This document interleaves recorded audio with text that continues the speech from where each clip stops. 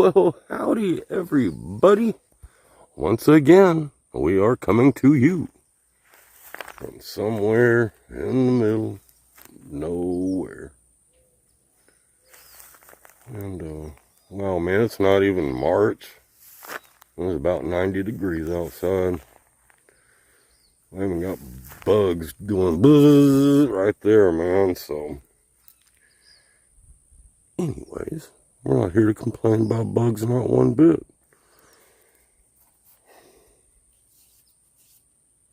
Last night, yeah, he's going to be an issue. Well, let's just get into what we're doing here. Or show you what we're going to do it with. Let's see here. Well, here we are. This is our Crossman Legacy 1000. This is a totally unmodified, straight off the shelf from Wally World Legacy 1000.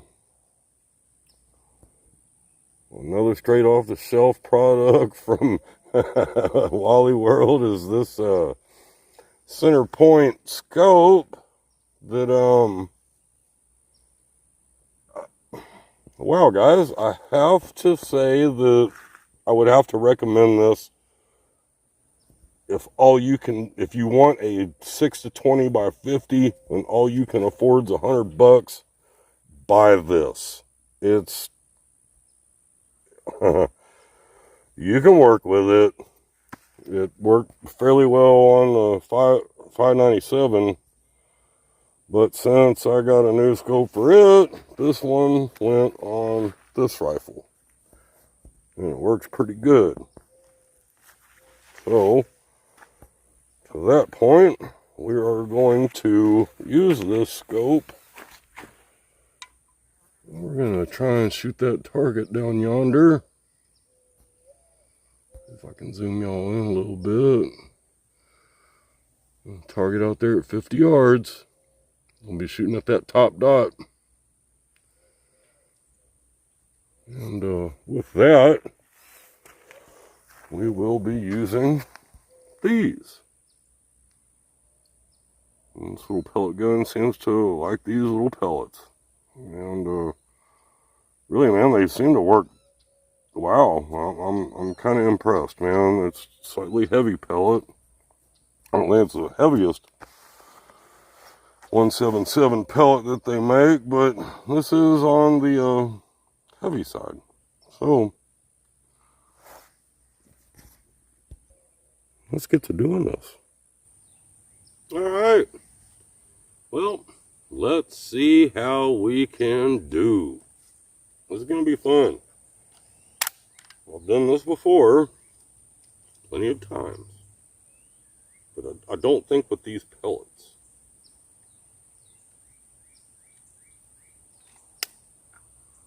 I do enjoy, I enjoy extended ranges with this thing. It does pretty good, and we're going to see just how good it does. Last night I came out right at sundown, so it was a little dark outside. But I think we got like a 2 or 2.5 inch group.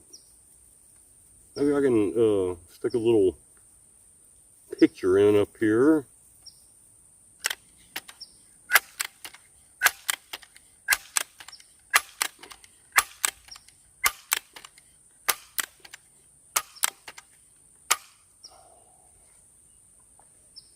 You're going to have to forgive me on the silly little faces I may be making.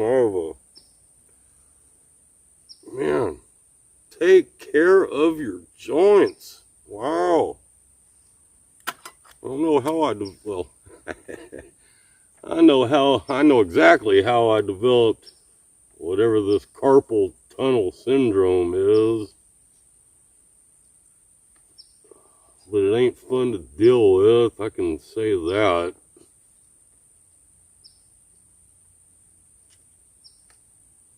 Bad enough to make a grown man cry. Wow. It wasn't from typing, I promise you that. Alright, first shot, got a little 3-inch target out there. Got a little paster over there hiding one of yesterday's holes. And that was yesterday's target. And luckily we don't have a bunch of empty holes everywhere.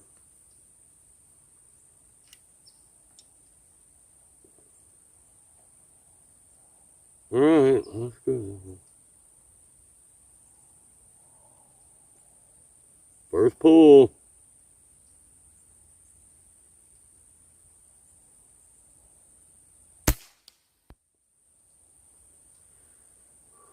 And I just sighted it in last night, and we're going to see if this theory about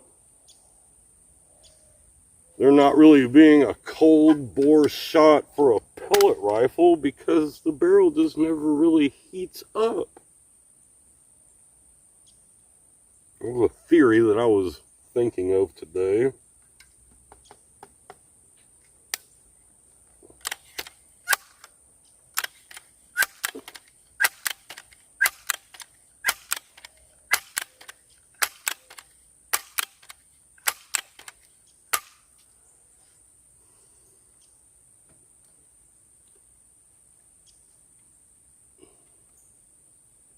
Because I cannot see our hits on target down there. They are so small.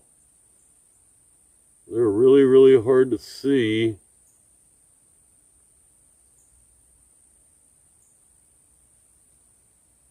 Oh, I do see one. It looks like it landed a little low. So, that ain't the same as it was yesterday.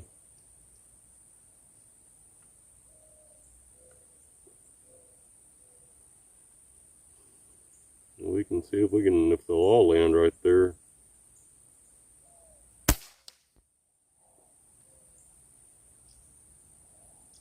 No, maybe there is a cold bore shot on on a pellet rifle. I may have blown my own theory like smooth out of the park.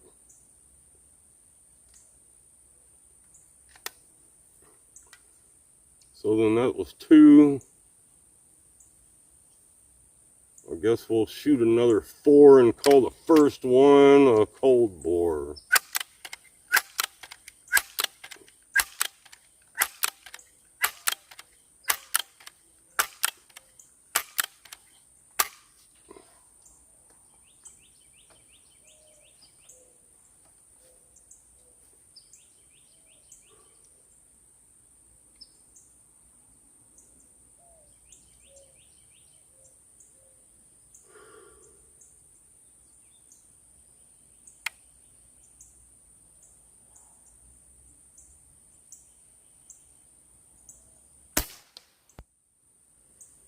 Alright, man, we're getting somewhere. That's not bad at all. Kind of digging that.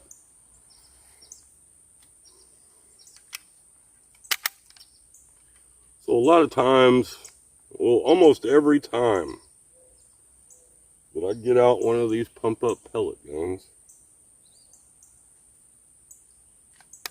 and attempt shooting it at 50 yards is because you can.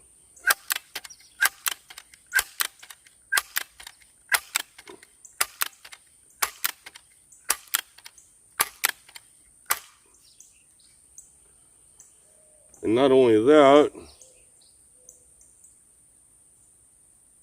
all the same principles still apply. You have to sight it in. You got to put that scope where it goes.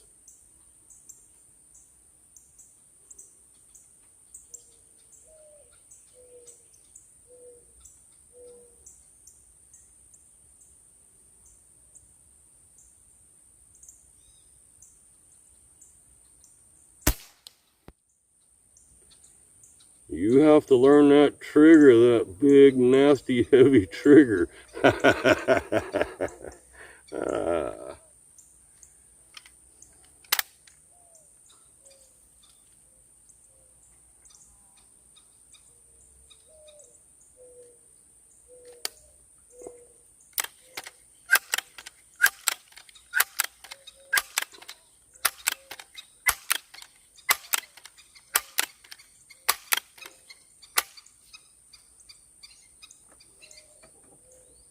And so all that means is you gotta do all the same stuff, and all of the bad things that you think are going on with your rifle or with your powder burner or whatever you want to say, it's multiplied with the pellet gun. Especially something like this. But however, man, if you can figure out how to pull the trigger on this thing and get shots down range, you'll be able to do it with anything.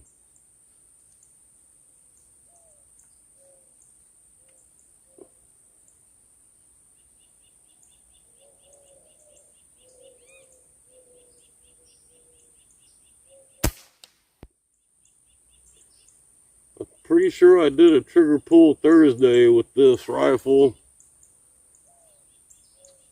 And I remember it clocking in at about 6 pounds. Where are we at? Oh man, that's a... I see 3. I think I see 3 that look like they're fairly close. And then I see those 2 down there on the bottom. I don't know what was going on with those.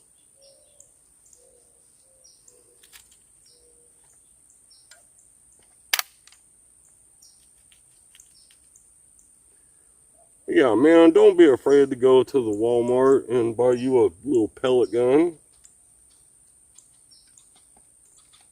I think it's a great way to practice.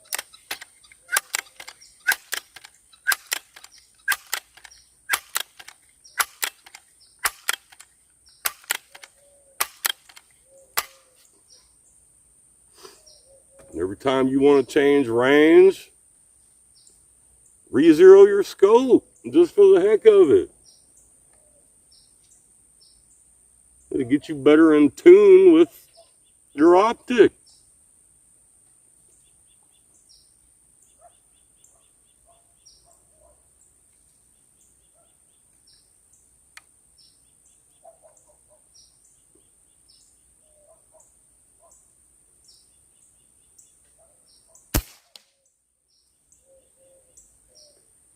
Yeah, that was a bad pull on me. I felt that one the whole way through. Well, we got 1, 2, 3, 4, 5, 6. I kind of said that was going to be the last one. But because I wasn't happy with that last pull, I'm going to take one mulligan. Let's just try one more. I really thought it was going to do a little bit better. At 40 yards, I think we were getting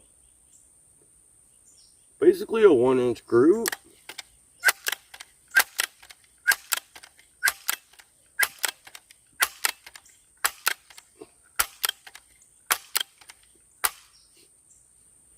And I don't think we're much bigger than 1.5 inches, but it may be 2 inches. We'll find out here very shortly.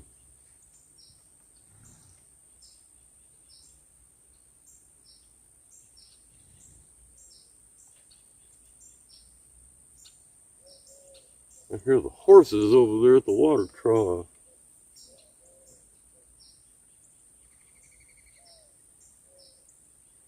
I hope y'all heard that. That'd be kind of cool if y'all heard that.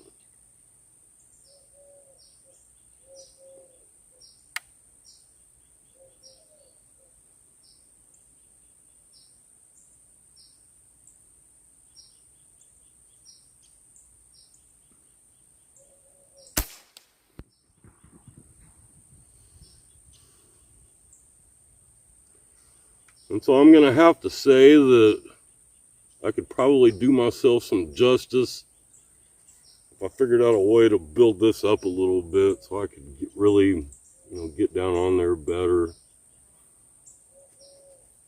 That may be my first mod. Because, man, once you... I watched a video and a man took one of these apart. because he wanted to fix something inside of his, and so I kind of saw what was going on with the trigger, and I thought, hey man, you know, you could change that spring around and probably get a better trigger.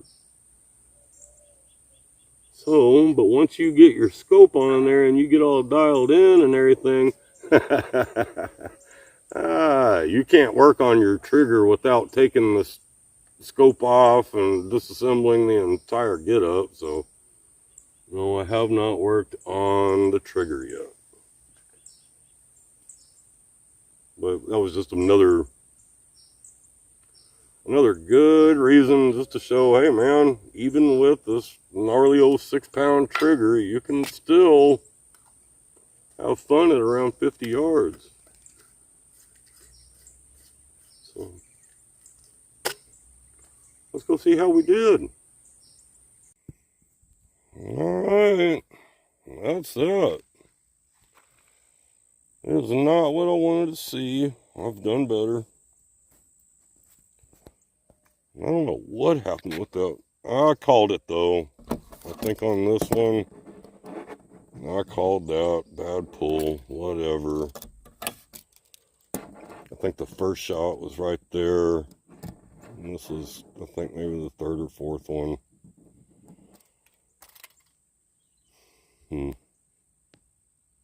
That's okay, you know what? It's still fun. Well, that put us all the way at about 2 1/4.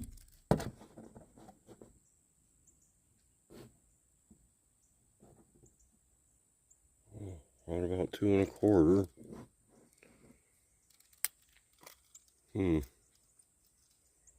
But I seem to remember a day when my 597 shot like that before I did any work to hit. Let's see here. I guess the main part of our group, if you want to say that, that'd have been about 1 1/4. That's what I was looking for. I really thought that I would stay within 1.5 inches. And so if I didn't have these two down there, we would have. However, in real life, we had those two down there. And, nah, whatever. You're not going to win every time, every day. And that's okay. I was really wanting to come outside, and after a long day of mowing, I want to come out and do some shooting. I figured I'd let y'all tag along. Look at this. See if I can get y'all zoomed in. We got horses at the trough.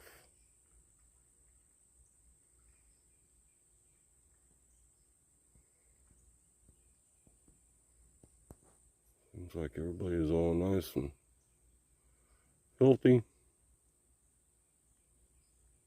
happy.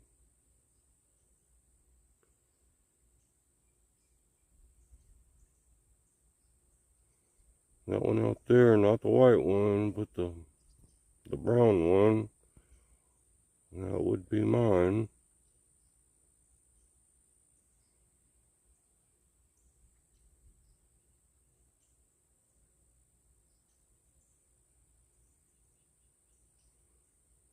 It looks like everybody's enjoying the warm weather.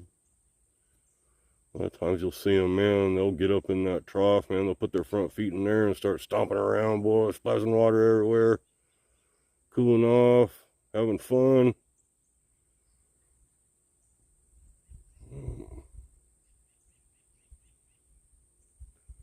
Horses are great. Until you really get to deal with them. Fun experience. And that ain't for everybody. So if you're thinking about getting a horse, it's not a dog. Dogs are way more well behaved than horses are. But like I said, man, that was another learning journey. We're glad that we did it. Oh yeah, and speaking of where them horses are, look at that field of dirt out there. So I haven't really made up my mind yet if I got to do it out there or if I can still do it inside the yard. And that would be shooting at 100. I think in between, I think we'll be fine here in the yard. I think in between over there, where we were just coming from,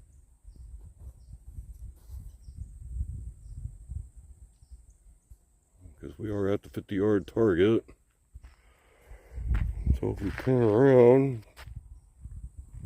we've got a nice little thing of dirt right there. That way if I get any misses or whatever and they hit the ground, I can see them a little easier. And I may end up sighting in on a plate first, because this target, yeah, I mean, it's, I don't know. I mean, I could always slide it right to the ground and be done with it. It's a little big and tall. And if I just stuck my little 6 or 8 inch plate out there close to the ground, I'll be able to see the splashes from the pellet, and we'll be able to really know what's going on. I don't know which way will be easier.